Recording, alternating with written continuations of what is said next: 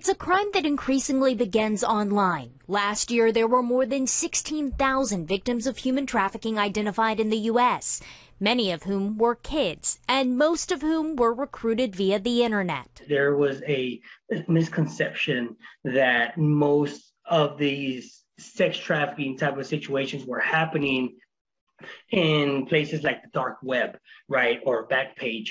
But we know that actually what is often more the case is it takes place on social media sites that are common to in everyday usage. As the Human Trafficking Outreach Coordinator for Mosaic Family Services, Noel Mendoza recommends parents first educate themselves and then sit down for an open conversation with their kids. In the majority of cases, trafficking and the grooming process and the means of control that traffickers exert are more subtle.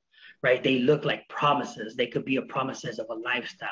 It could be promises of romance, promises of love and a family figure. Mosaic is part of several alliances, like the DART Anti-Human Trafficking Coalition, working to curb Dallas's illegal sex trade, which generates an estimated $99 million a year in illicit funds. Texas is believed to be home to 79,000 sex trafficking survivors, the youngest of whom are seen by Dallas KUSA. It's also very important to be aware of what your child is doing, the places that they're visiting, the friends that they're hanging out with.